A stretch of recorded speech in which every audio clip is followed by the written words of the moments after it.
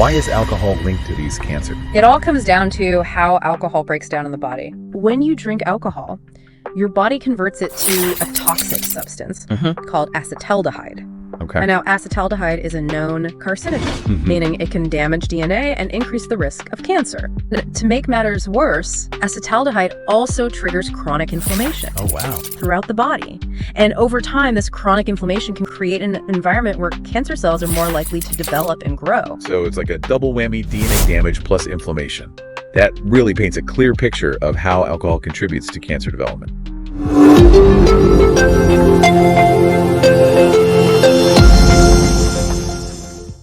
Welcome to Curiosity Made Me podcast with Sam and Alex. We're going to be diving into a pretty important topic today. Yeah. The connection between alcohol and cancer. Yeah, for sure. Especially with all the buzz around the Surgeon General's recent warning. Definitely timely, especially with dry January just wrapping up. There's been a lot of discussion and debate stemming from these excerpts we have from articles about the Surgeon General's advisory. You know, when I saw this in the news, it really made me stop and think. The Surgeon General, Dr. Vivek Murthy, is saying alcohol increases the risk for at least 7 types of cancer. Wow. We're talking breast cancer, colorectal, esophageal, liver, and even cancers of the mouth, throat, and voice box. That's not a small list. It's a sobering list, and it challenges a lot of common assumptions about alcohol consumption. For sure. Before we get into the debate, can we break down the science a little? Okay. Why is alcohol linked to these cancers? Sure. It all comes down to how alcohol breaks down in the body. When you drink alcohol, your body converts it to a toxic substance called acetaldehyde. Okay. And now acetaldehyde is a known carcinogen, meaning it can damage DNA and increase the risk of cancer. Okay, so it's not just alcohol itself, but this byproduct. Right. Acetaldehyde, that's the real troublemaker. Exactly. And to make matters worse, acetaldehyde also triggers chronic inflammation throughout the body. And over time, this chronic inflammation can create an environment where cancer cells are more likely to develop and grow. So it's like a double whammy: DNA damage plus inflammation. That really paints a clear picture of how alcohol contributes to cancer development. It does. And I think what's really concerning is that many people simply aren't aware of this link. Which is where the Surgeon General's advisory comes in. He sounded the alarm, basically saying we need to pay attention to this. But how big of a problem are we actually talking about here? It's more significant than many people realize. The Surgeon General reports that alcohol is responsible for a staggering 100,000 cases of cancer. Wow, and 20,000 cancer deaths each year. Wow, 20,000 deaths. To put that in perspective, that's actually more than the number of alcohol-related traffic fatalities in the U.S. Right. I think most of us associate drunk driving as the biggest risk, but this is huge. It really highlights that the dangers of alcohol go far beyond just impaired driving. Now, I imagine some people might be thinking, well, I only have 1 drink a day. Surely that can't be that bad. But it sounds like the Surgeon General is saying that even moderate drinking can be a problem. That's right. The advisory specifically states that even moderate alcohol consumption increases cancer risk. And this is where we start getting into some debate. Right, because we've all heard the everything in moderation mantra. How does that apply here? Well, the generally accepted definition of moderate drinking is up to 2 drinks per day for men and 1. Okay. But the Surgeon General's advisory suggests that even within those limits, there's still an increased risk of cancer. So even if you're staying within those moderate guidelines, you're not entirely in the clear when it comes to cancer risk. That seems to be the message. However, as with many health topics, there are some differing opinions within the medical community about just how significant that risk is at those lower levels of consumption. Some experts argue that the advisory is overly alarmist, especially for people who drink moderately.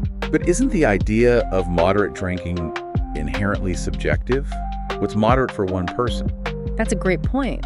Might be too much for another, depending on their individual health, genetics, and other lifestyle factors. Right. That's a great point, and it speaks to the complexity of this issue. Yeah. There's no one-size-fits-all answer when it comes to alcohol and cancer risk.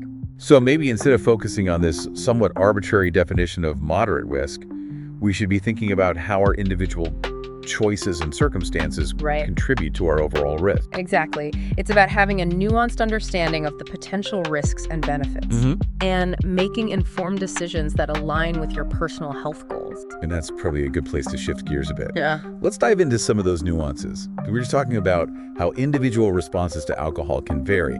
I'm curious, does the Surgeon General's advisory touch on any specific types of cancer where the risk might be even higher with moderate drinking? Yes, absolutely.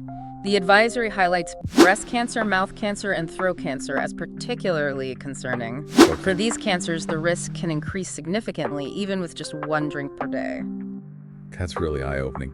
It seems like the message is becoming clearer. There's really no safe level when it comes to alcohol and these specific cancers. It does seem to challenge the idea that a drink or two a day is harmless. So where does that leave us? It sounds like the Surgeon General is calling for a major shift in how we view and consume alcohol. Right. What specific actions is he advocating for? He's urging Congress to add cancer warnings to alcoholic beverages, similar to the pregnancy warnings we see on labels. He believes that clear and prominent warnings could significantly increase awareness about the alcohol cancer link. That's interesting. It makes sense, though, if we're thinking about it in terms of public health. Yeah. But wouldn't that be a pretty controversial move? I imagine there would be pushback from the alcohol industry. There's definitely potential for resistance, but the Surgeon General points to the success of similar campaigns with cigarettes.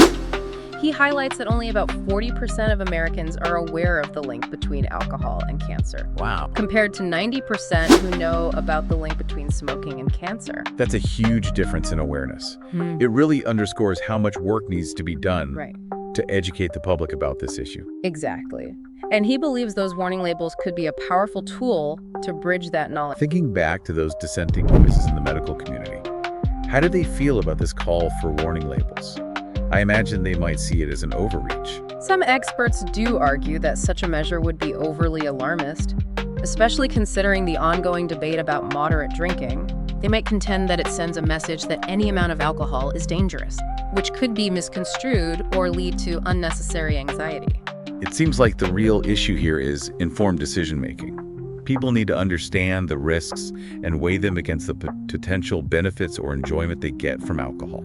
It's about personal choice, but an informed choice. I agree. And Dr. John White, the chief medical officer at WebMD, made a similar point in one of the articles we read. Okay. He emphasized that there's no magic number. Yeah. When it comes to safe alcohol consumption, it's about having an open and honest conversation with your healthcare provider to make decisions that align with your individual health goals. It makes me think about how many times I've heard people say things like, I only drink on the weekends, or I just have a glass of wine with dinner. There's this perception that those habits are harmless. Right? But this advisory challenges those assumptions, doesn't it? It does, and it underscores the importance of staying informed and being critical of the information we receive. Right. Even if it seems like common knowledge or something we've heard for years. Because what we think we know can change as new research emerges. Like that whole thing about red wine being good for your heart. Yeah. We used to hear that all the time. Right. But now the science seems to tell a different story. You're absolutely right. We need to be open to updating our beliefs as our understanding evolves. And that's where those conversations with our doctors become so crucial. They can help us navigate this ever-changing landscape of health information. It's like having a personalized guide through all the complexities. Speaking of guidance, is there anything else the Surgeon General is calling for beyond the warning labels? He's also advocating for increased funding for research and public education campaigns to raise awareness about the link between alcohol and cancer. It seems like his overall message is one of empowerment, not fear-mongering. He's not saying everyone needs to abstain from alcohol completely. It's about understanding the risks and making informed choices that align with your own values and health goals. Exactly.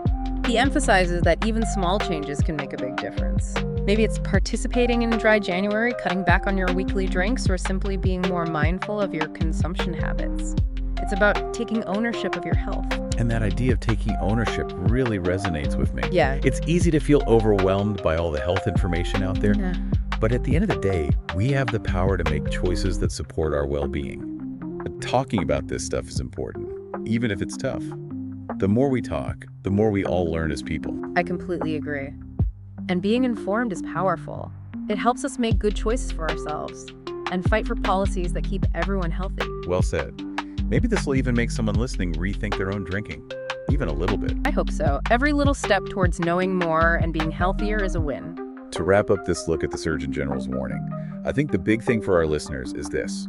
Stay informed, talk to your doctor, and make choices that fit your life and health. It's about being in charge of your health one step at a time. I think that sums it up perfectly. And don't forget, there's help out there if you need it. Don't be afraid to talk to your doctor or check out organizations working to make people healthier.